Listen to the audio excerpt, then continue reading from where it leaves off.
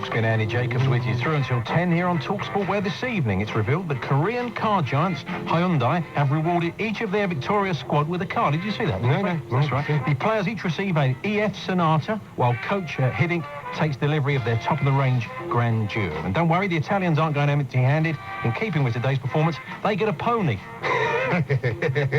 Coming up over the next 3 hours, legendary sports photographer Monty Fresco joins us in the studio. We'll also do the maths for Sven, look after the after effects of your maths half-time flush, and our man in Italy judges the mood on the streets in Rome. Not literally look at it, I mean the effects. I think he'll really have to judge the mood. I can tell you what the mood will be in Rome. You think downbeat? Oh, I'd say so. OK. Yeah. We're also taking your calls, emails and text messages, including in a salute to Bob the Horse, more of which later, watching and playing football with animals, preferably the World Cup. Yeah. Plus stuff you've eaten on the pitch other than chewing gum. And can you add to Vimto, Glavar and Mondeo in our Brazilian dream team? We only had one last night, Winderling. I thought last night should have been Winderlinho. Oh, TalkSport listeners come through with Toblerone, it's a bit obvious. Toblerone? Frigidaire, which I'm not sure No, works. that doesn't work. And Swarfiga, which doesn't sound No, they've got a sort of Vimto. They've got a sound, like the whole point of it is they've got a sound. There's a very fine line between the ones that work and the ones that don't. Yeah, that's right. There's all this, plus the birthday spread in Sport or Naught, and who murdered Gregor Ragusic? Or who murdered Gregor Ragusic? Yeah. What was the motive? And more to the point, what's Alan Brazil doing there? Yeah. Find out in part 13 of Pele's World Cup murder mystery. Don't worry, there's not that many left.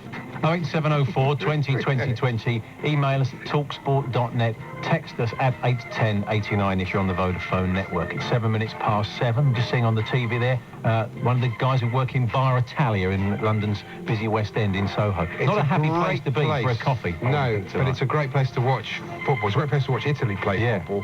Great coffee, not like the sort of oval team they do in these chains and everything. Proper. Right, without mentioning any names. No, of course I wouldn't. But the best cup of coffee in London, that is. Well, there we are. There you go. So there we are. So, but not a good place to go tonight. Mind you, if you're in London's busy West End. I used to stop off, because I used to do nights. I used to stop off there on the way to ITN to do nights. And a double, I'd have a large cappuccino, and it was something about, in those days, about £5. Blimey. Oh, it's very expensive, ludicrous. But I should say good evening, everyone. Good evening. Stronger. Andy. Good evening, but should I say, hey, Adrian, it was the referee, the pitch, the corner flags, the halftime oranges, the crowd, Barry Davis, Jeff Banks, and Black Rod. Had nothing to do with Trapattoni and Toddy. Oh, there we are. I think that's a bit harsh. A bit harsh. But I've just heard until I started listening to the boys earlier on, I wasn't totally aware of the major part the referee had played. No, that's true. They did sort of... I hadn't sort of given him that...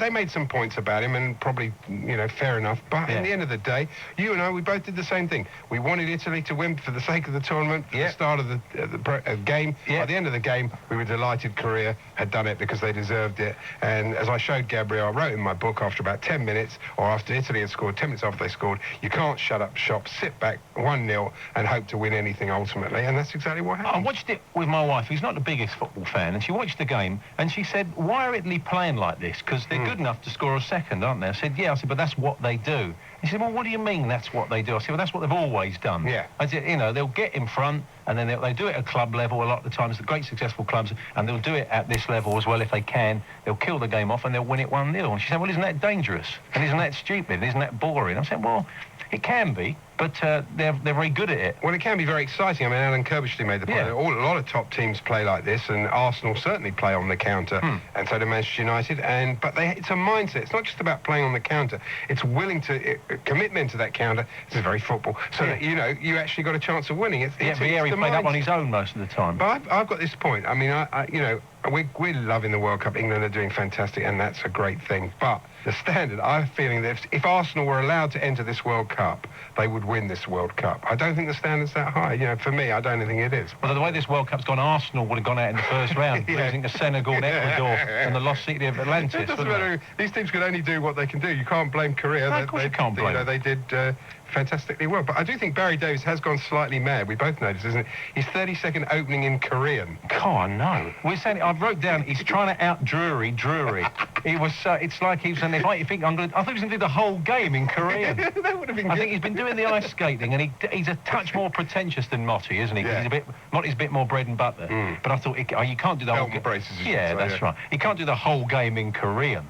Somebody would have to say, "What, Barry? What are you doing?"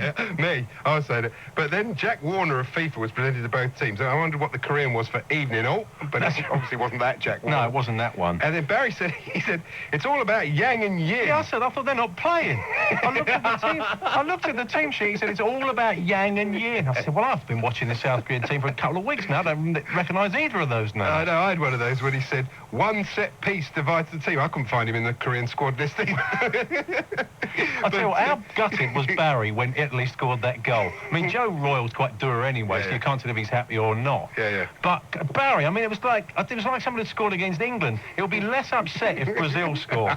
I mean, it was like, oh, Vieira, even functional, got the near post, another set piece, just because they're short, they can't defend. There should be a rule that it's not above head height when South Korea are playing. They probably will be. Don't worry, the referees are unofficially.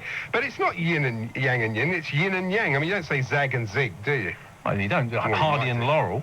Hardy and Laurel. Did you see Peter Drury, though, behind the goal in a Korean shirt, face paint, leading the Korean Ultras? I did see that, He was marvellous, he was. He was the fighting commentators. And it was good also to Graham Taylor. He got a couple in this morning. Not many, but he did get a couple. I was going to ask you about the Taylor index. Say, very much so, John. He got a couple in today, which was good. Did you not see the game, then? Did you not watch it? Which one? The first one? Yeah, I watched Japan. Yeah, no, it was the strangest sight of the World Cup so far for me. Japanese fans in Turkish shirts cheering against their own team. Yeah. I mean, there must be actors, like we said last night, and I think the World Cup... Text to us. Oh, right, OK. Lines are open. Do not go away.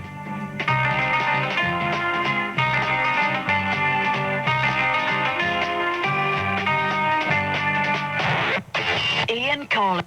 Sacrifice, isn't it? I suppose that's a bit like it's the kind of modern-day kamikaze pilot. They were called in, specially trained to support another team during the World Cup. I suppose so, yeah. No, it wasn't great, was it? I like the Turkish sub, Nihat.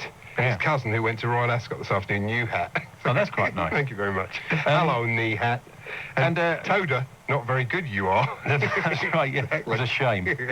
Also, their young bloke in the slightly cheaper suit than Troussier's on the bench. Is he work experience? The only thing I could think of, they've said, like 3 weeks. And one of the other boys at his school got, working in Tesco's, kind of learning how it works, and shadowing the assistant manager on the meat counter. And he got Troussier. And he got working with Troussier, yeah. What you got? Oh, well, we drew lots of my work experience. Oh, yeah, I'm going to be going in and spending 3 weeks on the bench with the Japan manager. But he's not. I don't know who he is. Maybe I'm sure. Did you think it was odd that he had the same hair, the same centre parting? I mean, you don't see Lord Grip, as I'm now calling him, with the same glasses as Sven. It reminded me not so much of Mini-Me, more of in Gregory's Girl. Remember the guy who's the photographer? Yeah. And his little brother Fuzz, and does all the same movements. He kind of sits there with him and kind of seems to ape him a bit. So I'm interested in the best work. Is that the best work experience job in the world? Because everybody did work. Well, a lot of people did work experience at school.